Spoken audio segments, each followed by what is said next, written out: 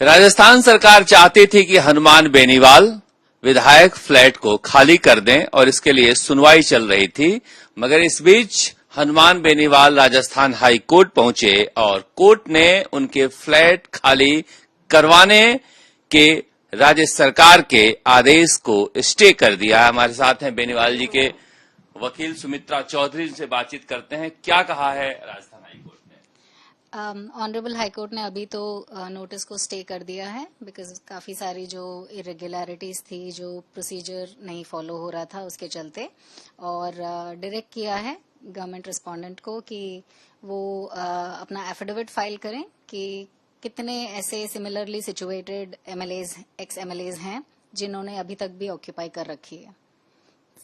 तो उसमें केवल फ्लैट या सारे बंगले जो हैं वो सबके भी? सब कुछ सरकारी आवास, सारे सरकारी आवास जी। कोई भी अगर सरकारी आवास जो अलॉट हुआ था उनको एज एन एमएलए और अब वो एक्स एमएलए हैं तो उनकी सारी लिस्ट मंगवाई। यानी कि जो सुप्रीम कोर्ट ने आदेश दिया था कि पूर्व मुख्यमंत्री वसुंधरा राजे, अशोक गहलोत ये सब नहीं ले सकते, उसके बावजूद दिया गया था, वो सारी लिस्ट दी जाएगी? जी बिल्कुल, एब्सोल्युटली, उनको लाना चाहिए ये लिस्ट। क्यों आप लोगों को कोर्ट क्यों जाना पड़ा? क्यों लोग कह रहे हैं कि हनुमान बेनीवाल जी सांसद बन गए हैं, अब तो खाली कर देना चाहिए फ्लैट? सांसद बन गए हैं, खाली करने में भी उनको कोई इशू नहीं था, लेकिन जो नोटिस आया वो पहली बार ही इनके पास ये नोटिस आया था, और पूर्व में जैसा इन्होंने अपनी एप्लीकेशन में लिखा कि इन्होंने कई बार नोटिस दिया, पर इस तरह का कोई नोटिस उनको पहुंचा ही नहीं या मिला ही नहीं था। तो जैसे ही ये पहला नोटिस आया तो हम अपीयर हुए वहां पे, लेकिन पहले ही दिन जिस तरह का रवैया था कि ये तो ऐसा होना ही है, सो केस पहले ही दिन आप डिसीजन लेके नहीं बैठ सकते, प्री जज नोशंस लेके नहीं बैठ सकते कि ऐसा होना ही है। और दूसरा जो नोटिस आया था वो भी अपने आप में डिफेक्टिव था। तो पब्लिक प्रीमाइसेस से रिलेटेड एक एक्ट है, एक प्रावधान बनाया गया है, और उस एक्ट के हिसाब से ही प्रोसीडिंग को चलना या जो भी कार्रवाई करनी है उस एक्ट के हिसाब से होनी चाहिए।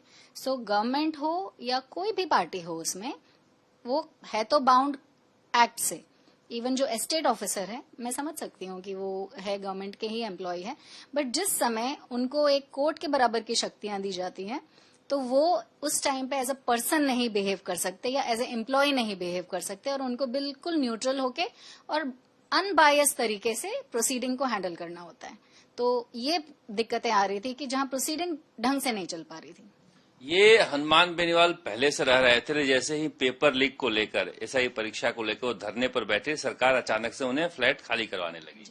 सो ये एक टारगेटेड और विक्टिमाइज करने का अप्रोच था उनका, बट सरकार को ये समझना है, और सभी के लिए लॉ जो है इस देश का, कानून सबके लिए बराबर है, और प्रिंसिपल्स ऑफ इक्विटी पे जब हम आते हैं तो प्रिंसिपल्स ऑफ इक्विटी में वो एक बड़ी हायर फुटिंग पे खड़े हैं इस टाइम पे, कि जब उनके जैसे सिमिलरली सिचुएटेड लोगों को फायदा मिल रहा है, उनको नहीं टारगेट किया जा रहा है, और इनको अकेले को उस चीज के लिए टारगेट किया जा रहा है, तो कानून की नजर में तो इनके पास रेमेडीज भी हैं और ये इक्वल फुटिंग पे भी हैं।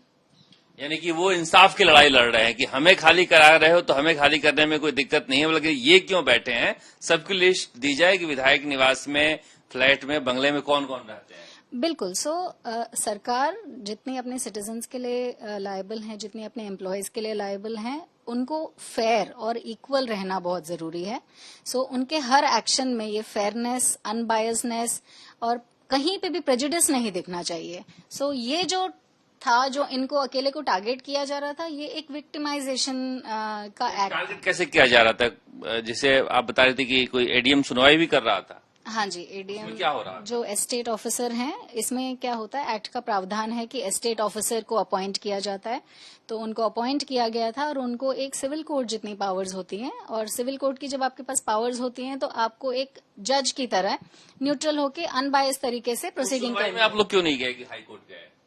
नहीं, हम सुनवाई में तो जा रहे थे, बराबर जा रहे थे, बट ऐसा हो रहा था कि सुनवाई में वो 2-2 दिन की तारीखें दे रहे थे, जो प्रिंसिपल्स ऑफ नेचुरल जस्टिस के बिल्कुल विरुद्ध है। अगर मुझे किसी चीज का रिप्लाई देना है तो थोड़ा टाइम तो लगेगा उसके कागजात इकट्ठे करने में, उसका रिप्लाई बनाने में, उसके सिग्नेचर्स लेने में, इंस्ट्रक्शंस लेने में, तो 2 दिन तो बहुत ही अनरीजनेबल है। सो जो कार्रवाई हो रही थी 2 महीने के अंदर 15 तारीखें पड़ गई। 2 महीने के अंदर 15 तारीखें पड़ गई जी।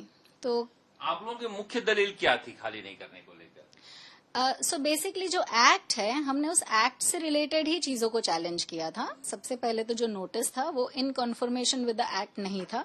कैसे? जिस तरह से नोटिस जो सेक्शन 4 में डिफाइन किया गया एक्ट में कि सेक्शन 4 के हिसाब से नोटिस किस तरह से होना चाहिए, तो वो नोटिस उसके बराबर, उसके अकॉर्डिंग नहीं था। दूसरा जो एप्लीकेशन थी उसमें जो ग्राउंड्स लिए थे, तो उन्होंने जो सपोर्टिंग एविडेंस लगाए थे उसमें वो एविडेंस कहीं पे भी मैच नहीं हो रहे थे, जो एनेक्शर्स लगाते हैं। तो हमने उनसे कुछ कागज मांगे थे एप्लीकेशन के थ्रू, प्रॉपर इसका प्रावधान है लॉ में। तो जब हमने वो एप्लीकेशन लगा के उनसे वो कागजात मांगे तो वो डे 1 पे पहले तो एप्लीकेशन ही लेने को तैयार नहीं, और जब एप्लीकेशन ले रहे हैं तो ऑपोजिट साइड के बिहाफ पे आप खुद ही उसको डिफेंड कर रहे हैं, वो भी कोई बात नहीं। उन्होंने एप्लीकेशन जब डिसमिस करी तो जिस तरह की शब्दावली यूज करी है अपने ऑर्डर में कि ये हास्यास्पद है, मतलब हम ये एक्सपेक्ट नहीं करते कि जज इस तरह की बात लिखेंगे। हमने कोई डॉक्यूमेंट्स मांगे हैं, ये रेलेवेंट डॉक्यूमेंट्स थे। क्या लिखा था? हमने उसमें डॉक्यूमेंट ये लिस्ट मांगी थी कि और ऐसे कौन से एमएलएज हैं जिनकी जो इस तरह से अनऑथराइज्ड ऑक्यूपेंट में है, और उनकी लिस्ट हमारे साथ शेयर करी जाए। एक हमने ये मांगा था कि जो एस्टेट ऑफिसर हैं उनका अपॉइंटमेंट लॉ में दिया गया है कि जब एस्टेट ऑफिसर अपॉइंट होता है तो गेजेट नोटिफिकेशन आता है, तो वो नोटिफिकेशन हमारे साथ शेयर किया जाए। और बाकी आपने जो हमें घर अलॉट किया है तो उसके रूल्स एंड रेगुलेशन की कॉपी हमें शेयर की जाए, क्योंकि हम देख रहे थे और हमें उसकी कॉपी नहीं मिल रही थी, तो ये शेयर की जाए। तो ये नेसेसरी डॉक्यूमेंट्स थे किसी केस को एडजुडिकेट करने के लिए। तो एज अ पार्टी मेरा राइट है, यहाँ पे मैं भी पार्टी हूँ और सरकार भी पार्टी है। उस समय पे आप सरकार को सरकार की तरह देखने के बजाय एज अ पार्टी देखेंगे, क्योंकि आप जज हैं वहां पे। तो मेरी एप्लीकेशन को बिना समझे खारिज कर देना और मुझे वो डॉक्यूमेंट्स नहीं प्रोवाइड कराना मेरे राइट्स को वायलेट करता है। आप लोग पूछ रहे हैं क्या हनुमान बेनीवाल खाली करेंगे नहीं करेंगे? अब तो जैसा ऑनरेबल हाई कोर्ट डिसाइड करेंगे इसमें, उसी हिसाब से देखेंगे। क्या हाई कोर्ट ने कितना दिन का वक्त दिया है और अब आगे इसमें क्या होगा?